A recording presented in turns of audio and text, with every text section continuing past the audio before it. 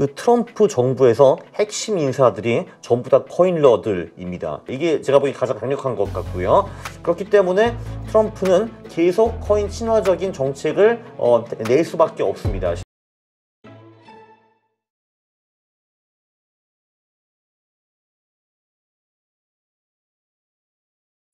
네, 오늘 모신 분은 요즘 주식과 코인으로 아주 돈을 벌고 아주 행복해 하시는 강황국 작가입니다. 안녕하세요. 안녕하십니까. 네.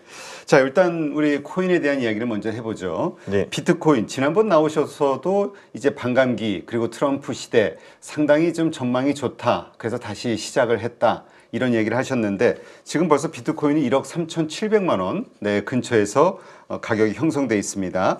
자, 일단 이렇게 코인 가격이 오르고 있는 이유. 뭐 되게 간단히 트럼프라고 설명할 수 있을 것 같습니다. 네. 예, 진짜 딱 그 세 글자 트럼프. 예, 그게 일단 다입니다. 근데 그게 정말 어마어마하게 큰 변화이기 때문에 네, 트럼프 그겁니다. 네. 트럼프 도대체 어떤 기대감 혹은 트럼프가 어떤 생각이나 계획을 가지고 있길래 이렇게 비트코인에 날개 단 것처럼 오르고 있느냐, 여기에 대해서 어떻게 얘기할 수 있을까요? 그 트럼프 정부에서 핵심 인사들이 전부 다 코인러들입니다. 트럼프 대통령부터 일단 시작을 해보면은 이제 본인도 그 코인 자산이 좀 있고 NFT도 좀 팔아가지고 제가 알기로는 한 1,000만 불 정도 가지고 있는 걸로 알고 있습니다. 물론 그 돈도 작은 돈은 아닌데 물론 트럼프한테는 그게 큰 돈이 아니겠죠. 더 중요한 거는 그 가족들이 뭔가 코인 쪽으로 큰 비즈니스를 하고 있습니다. 이제 그 아들들이 무슨 뭐 월트 리버티 파이낸스인가 뭐 그런 디파이 프로젝트를 만들어가지고 크립토 온행을 만든다는 동 이런 얘기를 하고 있고. 토큰을 발행해가지고 가족들한테 들어온 돈이 그러니까 미국 달러로 한 3억 불 정도 되거든요. 네. 그러니까 가족이 크게 엮여 있습니다. 이게 사실 한국으로 보면 말도 안 되는 얘기거든요. 그 대통령 가족들이 막 뭐 코인 비즈니스 하고 있고 그리고 심지어 트럼프가 본인 X에 그거를 홍보하는 것도 올려줬습니다. 그러니까 이제 I'll make America the capital of crypto 이렇게 해놓고서 그 다음에 이제 참 그리고 이런 훌륭한 프로젝트가 있으니까 니네들 참여해 뭐 이렇게 하고 있거든요. 아니 진짜 한국에서 대통령이 우리 아들과 우리 부인이 지금 크립토 이거 하고 있는데 이거 하세요 하면 진짜 난리 날 거잖아요. 미국은 괜찮습니다. 해도 됩니다. 일단 이제 자 그럼 이 사람이 한 명 있고 그 다음에 일론 마스크 요번에 이제 거의 2인자가 됐잖아요. 재밌는 거는 그 부서 이름도 정부 효율화 부서잖아요. 근데 그거를 줄이면은 도지 장관이 되었습니다. 그래서 이제 그 일론 마스크가 도지 코인의 아버지 비슷한 존재인데 심지어 본인이 장관으로 가는 부서 이름을 도지로 만들어 버렸어요. 그리고 테슬라가 지금 그 글로벌 100대 기업 중에서 유일하게 비트코인을 보유하고 있는 기업입니다. 11,000개 정도 있어요. 그럼 이제 이 사람이 있지. 그다음에 로버트 케네디라고 보건부 장관이 되었지 않습니까? 이 사람도 굉장히 재밌는 게 이 사람도 사실 그 트럼프보다 더 이제 비트코인에 친화적인 사람이었거든요. 그래서 이제 도대체 왜 그럴까 궁금해가지고 제가 어제 찾아봤는데 그 이 말을 했더라고요. 나는 지금 내 자산의 그 대다수를 비트코인에 투자를 했다라는 말을 하더라고요. 이 사람이 아시다시피 케너디 가문의 이제 한 명이기 때문에 자산이 그렇게 적지는 않을 겁니다. 아마 몇 억 투자하지는 않았을 것 같거든요. 그래서 이제 그게 있고 그리고 심지어 부통령도 그 8월 기준으로 25에서 50만 불 정도를 비트코인에 투자를 했다라고 하는데 그 값이 정말 2배 이상 올랐을 테니까 뭐 50에서 100만 불 정도 되었다라고 볼 수가 있죠. 네. 그래서 그 소위 그 정부 핵심 부서 모든 사람들이 다 코인에 투자를 하고 있습니다. 이게 제가 보기엔 가장 강력한 것 같고요. 그렇기 때문에 트럼프는 계속 코인 친화적인 정책을 낼 수밖에 없습니다. 실제로 그쪽 산업에서 돈도 많이 받았고요, 이번에. 예, 그래서 이제 구체적으로 이제 뭐를 하는가. 뭐 예를 들면은 채굴 같은 거를 이제 많이 하게 해주겠다라고 말을 했습니다. 이게 또 좀 에너지 정책과 좀 맞물려 있는데 바이든 대통령 같은 경우는 친환경 뭐 이런 거를 굉장히 중요시 여겼는데 그 공화당은 그냥 그런 거 상관없이 에너지를 최대한 많이 만들어내라 이런 정책을 이제 만들고 있거든요. 그럼 예를 들면은 쉐일 하는 사람들 입장에서는 그게 굉장히 안 좋습니다. 왜냐하면 쉐일 가스가 많이 이제 공급이 되면은 에너지 가격이 떨어질 수가 있으니까요. 그렇죠. 근데 이제 이런 업체들이 그 에너지를 가지고 코인 채굴 같은 거를 할 수 있다 하면은 다시 생산성이 또 나오거든요, 이게. 그래서 그런 것도 이제 하겠다고 했고 그리고 일단 가지고 있는 비트코인 절대 안 팔겠다라는 말도 했고 미국 정부가 가지고 있는 그렇죠. 지금 21만 개 정도 있거든요. 일단 그거 팔지 않겠다라는 말을 했고, 그리고 지금 그 루미스라는 상원 의원이 비트코인 액트라는 법을 제시를 했습니다. 7월에 제시를 했는데 이제 그 내용은 뭐냐 하면은 5년 동안 미국이 총 100만 개 비트코인을 사가지고 그거를 이제 그 준비 그 뭐라고 하냐 그 리서브 에세트 이걸로 쓰겠다 이런 식으로 법안을 냈는데 민주당 정부 때는 그게 아마 안 통했을 겁니다. 근데 이 공화당 정부에서는 통할 가능성이 충분히 있죠. 그러니까 이번에 요지는 한마디로 연준이 있는 금을 좀 일부 팔아가지고 그거 가지고 비트코인 사자 그리고 그거를 보유하고 있자 이런 얘기거든요. 그걸로 인플레이션을 이기자 뭐 이런 얘기를 하고 있고요. 그거 말고도 뭐 예를 들면은 SEC 의장인 겐슬러 같은 사람도 코인 쪽이 좀 부정적인 사람이었는데 이 사람을 내쫓겠다고 트럼프가 이제 공약을 했고 실제로 지금 이분이 퇴임을 하는 그런 분위기를 계속 지금 보이고 있습니다. 지금 이미 퇴임했는지 그것까지 잘 모르겠는데 아마 오래 못 버티실 것 같고요. 그래서 이 모든 것은 이제 코인이 굉장히 우호적이고 굉장히 친화적인 정책들이 많이 나올 게 뻔하기 때문에 왜냐면 이게 사실 그거를 그냥 공약을 하는 것과 그 정부 핵심 멤버들이 다 실제로 코인을 하는 것과는 좀 완전히 다른 건데 다 코이너들이거든요 지금. 네. 그래서 이쪽 그런 기대감으로 코인이 많이 올랐습니다. 네. 자, 9월 20일 정도였던 걸로 기억이 되는데 그때 이제 우리 출연해가지고 제가 그때 왔나요? 네. 다시 이제 코인을 사기 시작했다. 바로 뭐 며칠 전서부터. 그랬나요 제가? 네. 그렇게 네. 이야기를 했었는데 네. 지금 거의 지금 투자한 금액이 어느 정도 돼요? 그러니까 이제 제가 그 수익률이 어때요? 지금 그 이후로? 제가 이제 유튜브에 보통 한 달에 한 번 정도 제 이제 계좌를 공개를 하는데 그러니까 10월 말 공개했을 때 그 코인 계좌 업비트와 바이낸스 있는 돈이 한 10억 정도였어요. 그러니까 지금은 10억이 아니죠. 지금은 그래도 한 3억 이상 붙은 것 같더라고요. 그래도. 그러니까 한 30% 수익을 얻었군요. 30%는 좀 더 낸 것 같은데 뭐 저도 완벽하게 체크는 못했는데 그건 넘어갔습니다, 확실히. 네. 하여튼 그 코인에 사실 왜냐면 비트코인에 대한 정체성에 대해서 불안해하시는 분들도 많거든요. 근데 여기다 10억이라는 큰 돈을 투자하기 위해서는 엄청난 확신이 좀 필요할 것 같은데 그때도 이야기했던 상승할 수 있는 요소들 중에 이제 반감기를 언급했단 말이죠. 네. 이 반감기가 무엇인지 그리고 이것 때문에 올랐다면 역시 이것에 또 한계가 있다고 했지 않았어요, 그때? 일단 그 비트코인의 반감기가 무엇인가? 그 비트코인이라는 거는 채굴이 되는데 그 채굴되는 양이 2140년까지 그 정해져 있습니다. 지금까지는 약 1950만 개 정도의 비트코인이 채굴이 되었고요. 네, 그리고 한 150만 개 정도가 남았습니다. 그런데 이 채굴되는 비트코인 양이 4년에 한 번 절반으로 줄어듭니다. 이 가격이라는 거는 결론적으로 수요와 공급 아니겠습니까? 근데 확실한 거는 공급은 4년 만에 절반으로 줄어든다. 그 줄어드는 시기를 반감기라고 하는데 그게 올해 4월 말이었습니다. 그리고 다음 반감기는 28년에 있겠죠. 자, 보통 그 반감기가 오면은 반감기 직후에는 그게 티가 많이 안 나는데 결국 공급이 줄어들기 때문에 그 반감기가 온 후에 한 1년에서 1년 반까지는 코인이 폭등하는 모습을 지금까지 계속 우리가 볼 수가 있었습니다. 2012년도 그랬고 16년도 그랬고 20년에도 그랬고요. 그리고 24년도 지금 예외가 아닌 것 같습니다. 그래서 뭐 이런 거죠. 이제 건설 같은 거 할 때도 우리가 이제 부동산이 이제 그러니까 아파트 공급이 일단 안 된다라고 하면은 당장 그때 집값이 오르는 것은 이제 아닌데 이제 시간이 흐르고 나가지고 야 잠깐만 아파트 어디 갔어? 왜 아무것도 없네? 수요는 많은데 하면 그때 이제 보통 가격이 올라가잖아요. 네. 코인도 비슷하다고 보시면 될 것 같습니다. 공급이 준다고 해서 그때부터 당장 올라가는 게 아니라 한 몇 개월 정도 그러니까 시간을 두고 그때부터 폭등하기 시작하는데 이번에도 뭐 똑같이 지금 흘러가고 있습니다. 네. 근데 진짜 말씀하신 것처럼 16년에도 그랬고 20년에도 그랬어요. 엄청나게 가격들이 올랐어요. 근데 문제는 올랐지만 그 다음에 빠지기 시작했잖아요. 다시 또 저점 확인 테스트가 있었는데 그러다 보니까 지금 시세가 거의 한 1억 9,700 정도, 1억 3,700 정도 되죠? 네, 1억 3,700만 원 정도 되는 것 같습니다. 요 정도 가격에서 더 오를 수 있을까? 지금이라도 비트코인 사도 될까? 이런 걱정하시는 분들이 있단 말이죠. 그냥 저는 지금 시작도 안 했다라고 보고 있습니다.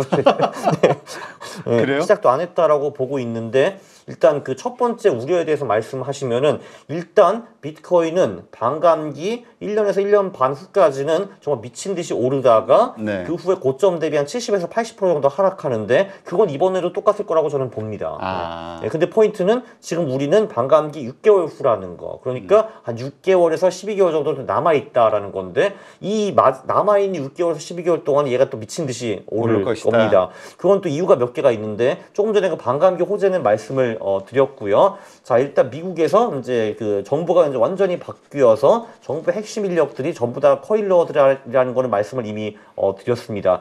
그래서 그런지 그 일단 마이크로 스트래티지라는 기업 혹시 들어보셨죠? 네네. 그 마이클 세일러라는 사람이 이번에 420억 달러를 조달해가지고 그걸 전부 다 비트코인 매수에 그 갖다 받겠다라는 선언을 했고 실제로 지금 벌써 70억 달러를 이미 사용해가지고 비트코인을 샀습니다. 그럼 아직 350억 불이 일단 남아 있고요. 한 51만 개인가 가지고 있다고 나오더라고요. 33만 개요. 아, 33만 개. 네, 그 일단 그 어나운스멘트를 한 후에 그 3만 개를 사고 또 5만 개를 샀습니다. 그래서 이제 33만 개가 되었는데, 근데 재밌는 거는 지금 그들이 이제 혼자가 아니다라는 겁니다. 그거를 모방하려는 기업들이 나오고 있어요. 왜 그러냐면은 마이크로 스트래티지 주가가 그 마이크로 스트래티지가 이 비트코인 매수를 시작한 게 2020년 8월인데 그때부터 지금까지 30배 이상 올랐습니다. 네, 30배 이상 올랐는데 이거는 엔비디아보다 훨씬 더 많이 오른 거거든요. 그러니까 다른 기업들 이거 보서 야 우리도 저거 하자 해가지고 일본에 이제 메타 플래닛이라는 기업이 나왔고요. 얘네들 6개월 전부터 이걸 하고 있는데 6개월 동안에 주가가 10배 올랐습니다. 메타 플래닛은. 그리고 미국의 뭐 솔리디온이라든지 뭐 마라라든지 뭐 다른 기업들이 나오고 있어가지고 비슷한 거를 지금 하려고 하고 있어요. 네. 그래서 마이클 세일러는 혼자가 아니다라고 볼 수가 있고요. 국가 차원에서도 지금 비트코인을 보유한 국가가 5개밖에 없습니다. 그러니까 미국, 중국, 영국, 우크라이나 그리고 엘살바도르 그 5개가 있거든요. 근데 특히 이번에 엘살바도르가 재미를 많이 봤습니다. 지금 거기 보니까 벌써 한 3억 불 정도 이제 벌었습니다. 근데 이렇게 딱 보면은 잠깐 있어봐라. 그러면은 비트코인을 사면은 그 가치가 늘어나면 그걸로 우리의 국채를 좀 어느 정도 메울 수 있지 않을까? 그런 생각을 할 수밖에 없거든요. 그래서 실제로 미국에서 어떤 상원 의원이 그 법을 낸 거죠. 우리 100만 개 비트코인 모으자 이런 법을 냈죠. 통과될지는 모르겠지만 근데 그게 아마 미국으로 끝나지는 않을 거라는 게 제 생각입니다. 다른 국가들도 분명히 비슷한 생각을 할 거거든요. 우리 국채가 좀 엄청 많은데 계속 늘어나고 있어. 이 문제 어떻게 해결하지? 야 잠깐만. 그러면 우리가 자산을 만들어 가지고 그 자산을 키워가지고 부채를 갚아야지라고 생각할 수가 있는데 뭐 비트코인이 하나의 수단이 될 수가 있겠죠. 그래서 엘살바도르가 저는 조만간 혼자가 아닐 거라고 생각을 합니다. 그래서 한마디로 국가 쪽 그리고 그 이 기업 쪽에서 어마어마한 수요가 또 생길 수가 있거든요. 근데 또 미국 정부가 펌프질을 하고 있어. 그러면은 저는 그냥 지금 이게 시작이라고 봅니다. 그렇다면 역시 그 반감기 때 올라가는 그 패턴대로 앞으로 6개월에서 1년을 더 상승할 것이고 그 이후에 그 어떤 후유증으로 가격이 떨어진다 해도 70-80% 정도 선까지 떨어지는 거니까 70% 정도 그래도 상당히 오를 것이다. 아니요. 70-80% 선까지 떨어진 게 아니라 고점 대비 70-80% 떨어진다는 겁니다.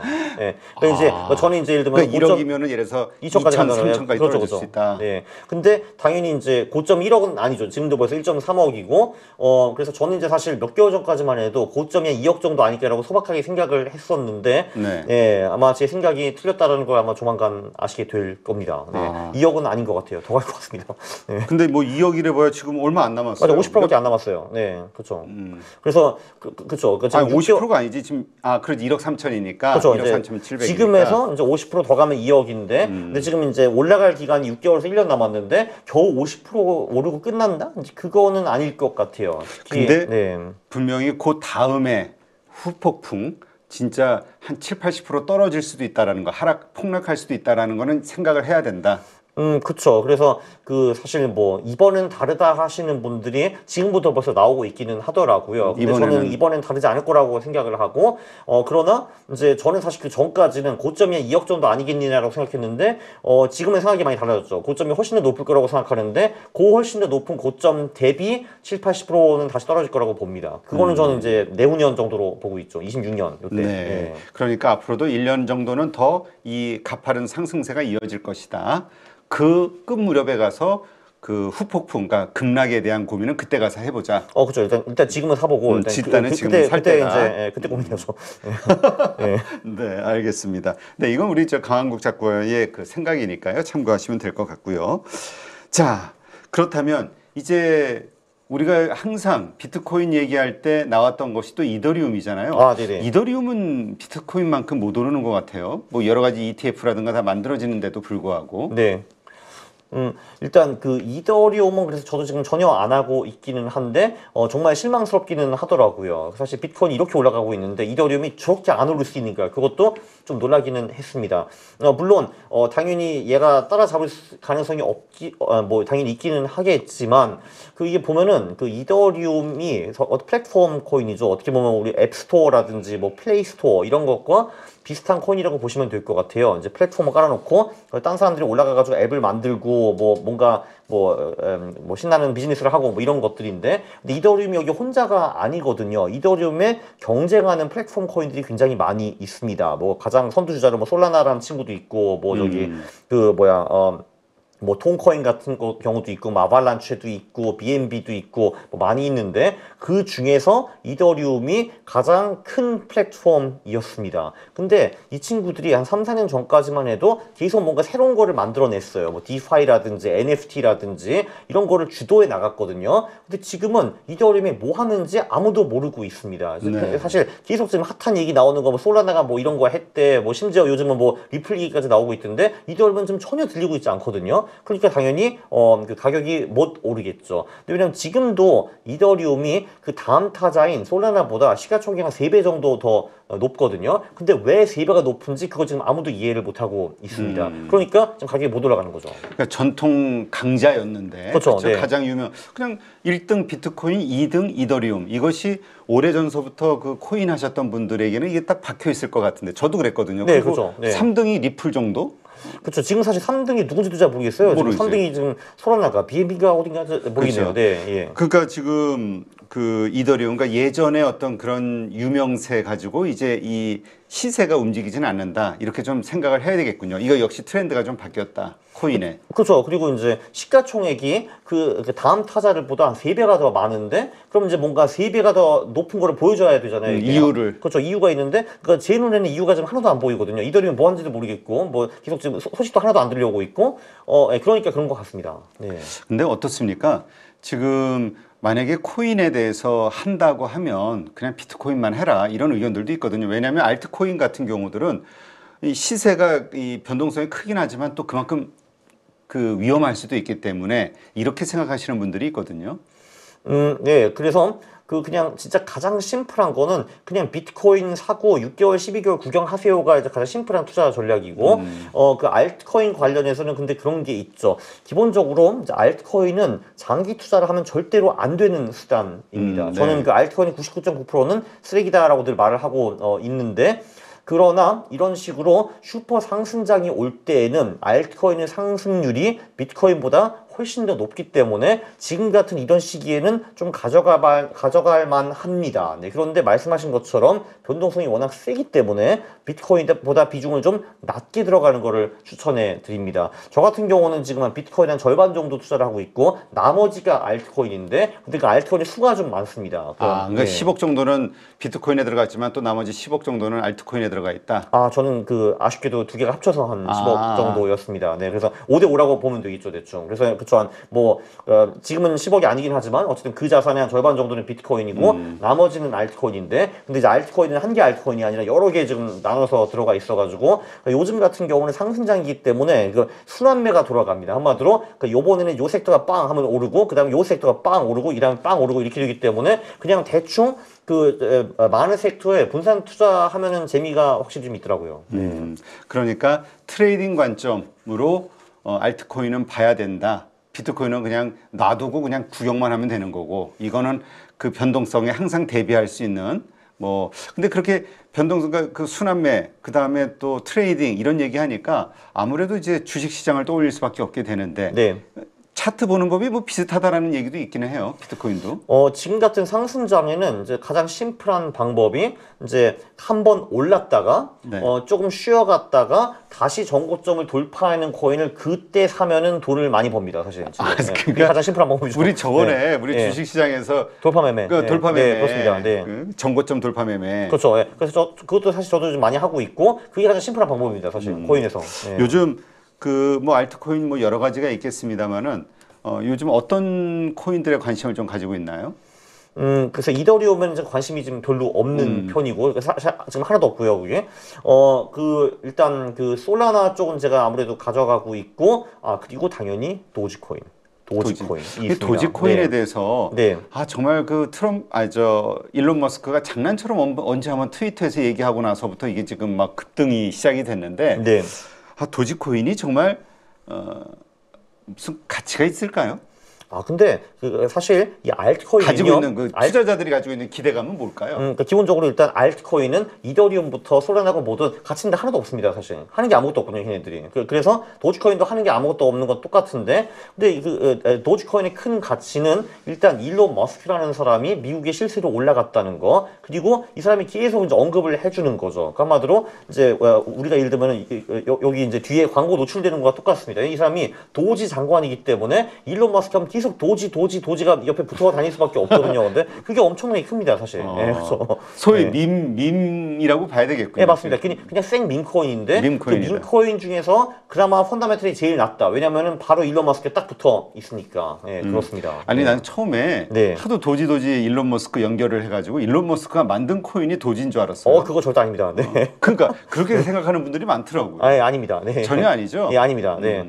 그러니까 이게 되게 웃긴 게 이제 그 도지코인이라는데 거기 보면 그 강아지 나오잖아요. 네. 그게 진짜 실물 강아지예요. 그리고 이제 실제로 지금 그 강아지가 죽었어요. 그래서 이제 그 주인이 지금 니로라는 개를 지금 데리고 왔거든요. 그래서 니로코인이라는 코인도 엄청나게 뛰었습니다. 그냥 죽은 강아지를 기념하는 그 코인이에요? 그러니까 처음 그 도지코인 만들었을 때는 그 강아지가 살아 있었죠. 지금 죽었거든요. 죽었는데 그 주인이 니로를 갖고 와가지고 니로 코인이라는 코인이 지금 엄청 이제 떡상을 했는데 요즘 많이 떨어졌어요. 이제 그 이유는 또 뭐냐 하면은 이제 일론 마스크가 무슨 뭐 이상한 다람쥐를 또 트위터와 X에서 이제 많이 언급을 했거든요. 근데 그래서 그 햄스터 코인 그게 이제 피넛 코인 그게 미친 듯이 올라가지고요. 그 이제 트럼프 당선 후에 30배 올랐습니다. 얘가. 벌써. 아니 그 도대체 그 코인을 가지고 뭘 할 것이냐 도지코인. 네.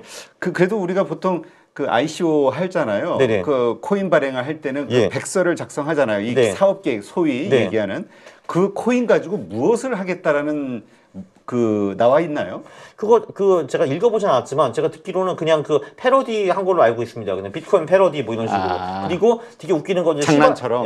그리고 시바이누라는 코인도 있는데 그것도 한 톱10 코인 중에 하나인데 거기도 백서에 그냥 대놓고 그냥 저 도지코인 가짜 시바이누고 내가 진짜 시바이누다 뭐 이런 식으로 나와 있어요. 백서에. 그러니까 진짜 완전히.